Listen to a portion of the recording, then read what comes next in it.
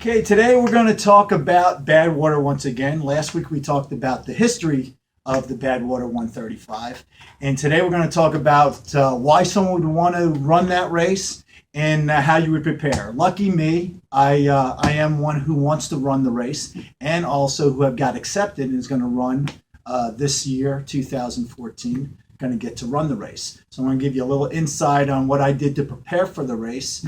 And then hopefully after the race, I'll kind of explain to you what went well, what didn't go well, and actually how things turned out. To start with, why would someone want to run this race? It's kind of an individual thing. It's kind of hard to explain why someone would want to run this race. Me personally, I started running marathons or started running about 8 years ago. It kind of progressed from running a couple miles to a couple further, running the marathon, and thought, hey, nice to go a little farther than that. I read the Ultra Marathon Man by Dean Karnazes, where in there he talks about all these different races that he was running, and you're thinking, wow, I wonder, could I really do something like that? That would be pretty cool.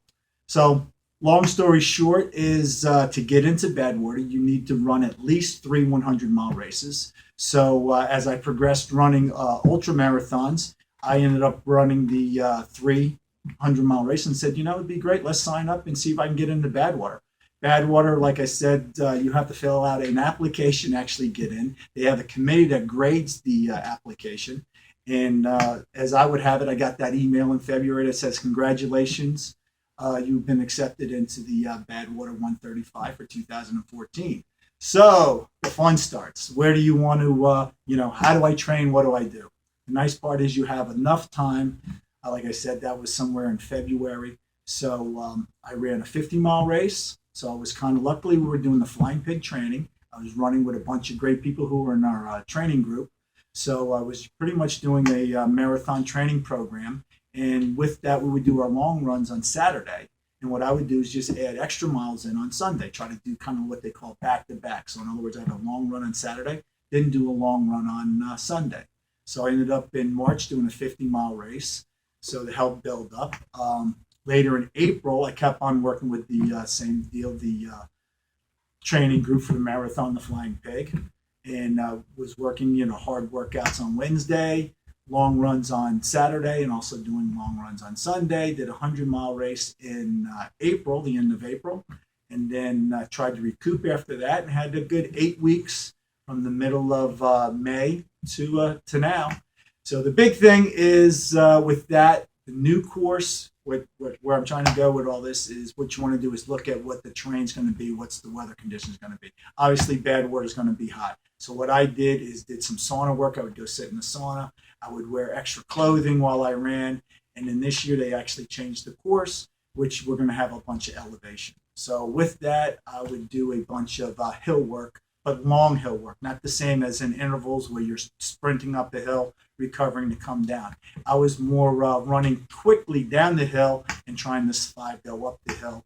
And luckily with the training group, I had several people come out and help me out with some of those long miles. So I did several Sundays running the hill repeats, but long hill repeats. While you're doing that, the other thing about running, like I say, especially a long race marathon, ultra marathons, there's 3 components, which would be training, nutrition, and also your pace that you're going to run during the race. So training was going well. Nutrition, I've been using the Hammer products, and they work really well, because the big thing with running a race that's going to last 30 to 40 something hours is you need to be getting in some nutrition. And what happens is your stomach usually always goes south. So what I found is the Hammer products have worked really well for me.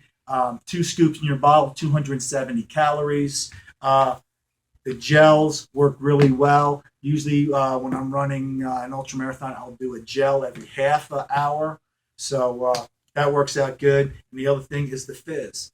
What I do with that is just electrolytes. There's not much calories and stuff, but usually the night before or switching off from doing the Perpetuum, I would do that just to get the salt and that kind of stuff. Because when you're out there in the heat and wearing all that clothes, you're just sweating so much and losing a lot of electrolytes. So what I found is all that set well with my stomach. But, like anything, you want to try it during training. And I used a bunch of this product, and it really works well. So I'm hoping that's going to actually be beneficial to me come Monday, the race day. So hopefully you guys will follow along come Monday, badwater.com. That's pretty much, the training that I went through, and hoping for good things. I'd like to thank everybody from our Tri-State Running Training Group. You guys have been a big help. I've been working out with you guys all season, and I'm looking forward to the race. Remember, running's easy. Right, left, repeat. Just don't forget to smile.